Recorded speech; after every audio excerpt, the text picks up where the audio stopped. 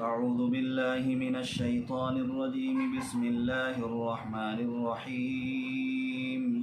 يا أيها الناس قد جاءتكم موعظة من ربكم وشفاء لما في الصدور وهدى ورحمة للمؤمنين. قل بفضل الله وبرحمته فبذلك فليفرحوا هو خير مما يجمعون.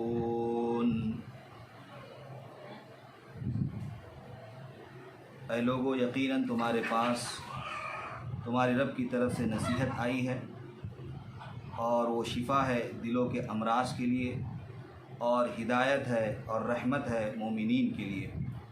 اے نبی جی، آپ فرما دیجئے یہ سب کا سب اللہ کے فضل سے اور اس کی رحمت کی وجہ سے ہے، لہذا اس پر تم خوش ہو، اور یہ بہتر ہے ان تمام چیزوں سے اور اس سرمایے سے اور دولت سے جس کو لوگ جمع کرتے ہیں.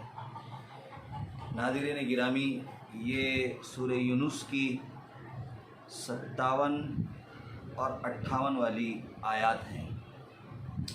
کل کے درس میں ہم نے قرآن کریم سے متعلق یہ بات عرض کی تھی کہ قرآن پوری انسانیت کے لیے وہ ہدایت ہے، سرچشمہ حیات ہے. آج کے درس میں آپ حضرات کے سامنے یہ بات پیش کی جا رہی ہے کہ قرآن کریم اور تزکیہ نفس. نزول قرآن کا بنیادی مقصد روحانی بنیادوں پر حیات انسانی کی تشکیل دینا ہے اور اسی کے ذریعے سے انسانی معاشرے کی تعمیر کرنا ہے. یہ قرآن کریم کا بنیادی مقصد ہے. اس کے علاوہ دیگر اور آسمانی کتابیں بھی اس دنیا کے اندر آئی ہیں، ان کے اندر بھی یہ مقاصد تھے لیکن عارضی طور پر. لیکن قرآن کریم کے اندر جو یہ مقاصد ہیں جس پر وہ انسان کی روحانی بنیادوں پر تربیت کرنا چاہتا ہے، اس کو ترقی دینا چاہتا ہے اور اس کی روح کو ایسا بنانا چاہتا ہے کہ وہ روح اگر اللہ رب العزت کے دربار میں پہنچے تو اللہ رب العزت اس کا نعم البدل اس کو عطا فرمائے. میں نے جس آیت کریمہ کو آپ حضرات کے سامنے تلاوت کیا ہے اس میں اللہ رب العزت نے 4 صفات عالیہ کا تذکرہ کیا ہے. سب سے پہلی صفت تو قرآن کریم کی یہ ہے کہ وہ موعظت ہے. موعظت کا مطلب یہ ہے کہ قرآن بری باتوں سے روکتا ہے، اچھے اعمال کی دعوت دیتا ہے. دوم یہ کہ وہ شفاء لما فی الصدور ہے، یعنی سینے کے جتنے امراض ہیں جس سے انسان کا باطن پراگندہ ہوتا ہے، جس سے انسان کا باطن خراب ہوتا ہے اور اسی باطن کے نتیجے میں اس کے ظاہر پر وہ اثرات مرتب ہوتے ہیں. اس لیے اللہ رب العزت نے کہا کہ قرآن شفاء لما فی الصدور بھی ہے، کہ انسان کے اندرون کے جتنے امراض ہیں اور اس کی جتنی بیماریاں ہیں ان سب کا وہ علاج کرتا ہے. سوم یہ کہ قرآن کریم ہدایت نامہ ہے، یعنی اللہ کی رضا پر چلنے کا راستہ وہ دکھلاتا ہے. چہارم یہ کہ قرآن کریم رحمت ہے، یعنی اہل ایمان کو دنیا اور آخرت میں رحمت الہی کا مستحق بناتا ہے. اب ہم ان 4 صفات کو سمجھیں گے کہ قرآن کریم موعظت کس اعتبار سے ہے. قرآن کریم موعظت اس اعتبار سے ہے کہ انسان کو بری باتوں سے وہ روکتا ہے اور برے اطوار کو ترک کرنے کی تلقین کرتا ہے، جس میں ظلم تعدی ہے، حق تلفی ہے، گالی گلوچ ہے، قتل و غارت گیری ہے، زناکاری اور بدکاری ہے، شہوت رانی ہے، غیظ و غضب ہے، فتنہ و فساد ہے، غرور اور نخبت ہے، بت پرستی اور مادہ پرستی. ان تمام جیسی حرکات سے اجتناب کرنے کی دعوت کا نام موعظت ہے. سورۃ الاعراف کے اندر اللہ رب العزت نے اس کو یوں ارشاد فرمایا: قل انما حرم ربی الفواحش ما ظهر منها وما بطن والاثم والبغي بغیر الحق وان تشركوا بالله ما لم ينزل به سلطانا وان تقولوا على الله ما لا تعلمون.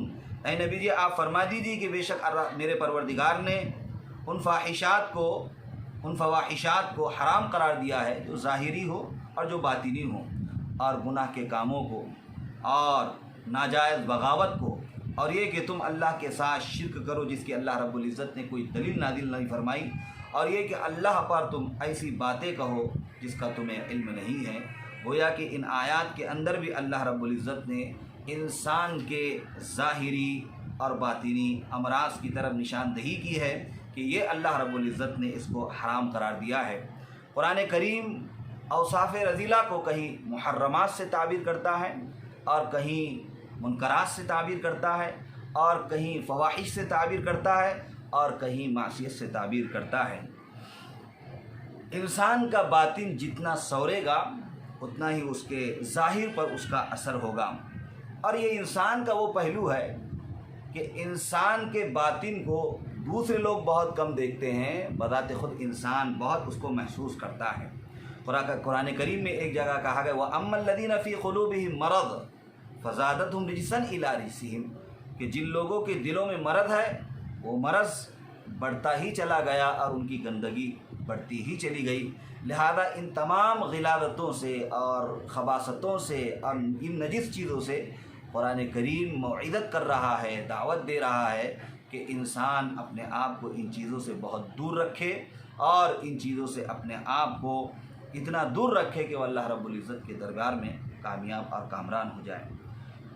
دوسری بات قرآن کریم کے تعلق سے یہ کہی گئی ہے کہ قرآن کریم ہدایت ہے، حالانکہ اس سے پہلے کی جو کتابیں تھیں توریت کو بھی اللہ تعالیٰ نے ہدایت فرمایا، لیکن وہ عارضی طور پر تھی، کامل طور پر وہ نہیں تھی۔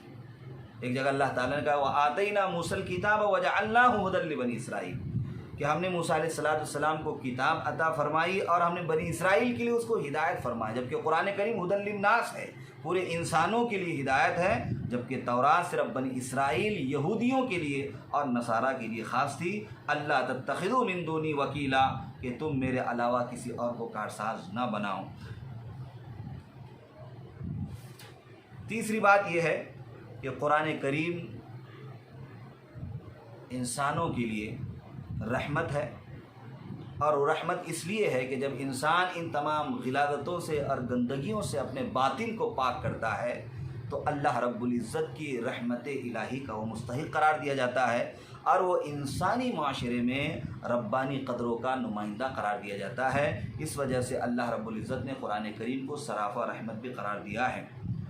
اور چوتھی بات اللہ رب العزت نے یہ کہی ہے کہ قرآن کریم پر انسان کو فخر ہونا چاہیے، قرآن کریم پر انسان کو خوشی ہونا چاہیے۔ جب انسان ان گندگیوں سے اپنے آپ کو بچاتا ہے اور اجتناب کرتا ہے اور ساری خصوصیات کو اپنے اندر لیتا ہے اور اللہ رب العزت کی رحمت کا وہ مستحق ہوتا ہے، ظاہر سی بات ہے اس کے ذریعے سے اس کے نفس کو خوشی محسوس ہوتی ہے اور مسرت اور انبساط اس کے اندر پیدا ہوتا ہے۔ لہذا اللہ رب العزت نے کہا ہے کہ اس پر تم خوشی کا اظہار کرو۔ قرآن پاک میں قارون کی داستان بھی سنائی گئی ہے اور اس کے دولت کا بھی اس میں تذکرہ کیا گیا ہے، اور اس میں کہا گیا ہے کہ اپنی دولت پر مت اتراؤ، اس لیے کہ اللہ تعالیٰ اترانے والوں کو پسند نہیں کرتا۔ مگر قرآن کی دولت پر اہل ایمان کو خوش ہونے کی تلقین کی گئی ہے۔ دونوں جگہ فرح کا لفظ ہے، وہاں پر بھی فرح کا لفظ ہے اور یہاں پر بھی فرح کا لفظ ہے، لیکن دونوں کی خوشی میں فرق ہے۔ وہ خوشی ناجائز دولت پر تھی اور یہ خوشی انسان کی روحانی دولت پر ہے۔ ایک وہ چیز ہے، ایک فانی ہے، دوسری جاویدانی ہے۔ ایک ہلاکت کا ذریعہ ہے تو دوسری حیات جاویدانی کا سرچشمہ ہے۔ ایک کا انجام پستی ہے تو دوسرے کا انجام بلندی ہے۔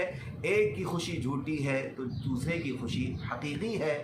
یہ قرآن کریم کا نسخہ کیمیا ہے جو پوری انسانیت کو عطا کرتا ہے کہ انسان اپنے آپ کا تزکیہ کرے، اپنے نفس کا تزکیہ کرے، اور نفس کا تزکیہ 4 چیزوں کی بنیاد پر ہوگا جس کو اللہ رب العزت نے اوصاف عالیہ قرار دیا ہے۔ یوں تو اور اوصاف اللہ رب العزت نے قرآن کریم کے اور بیان کیے ہیں، لیکن خصوصیت کے حامل یہ 4 اوصاف ہے جس کے اندر موعظت ہے، شفاء لما فی الصدور ہے، ہدایت نامہ ہے اور وہ رحمت ہے۔ اللہ تعالیٰ سے دعا کرے کہ اللہ تعالیٰ ہم سب کو ان باتوں پر عمل کرنے کی توفیق نصیب فرمائے۔ وآخر دعوانا ان الحمد للہ رب العالمین۔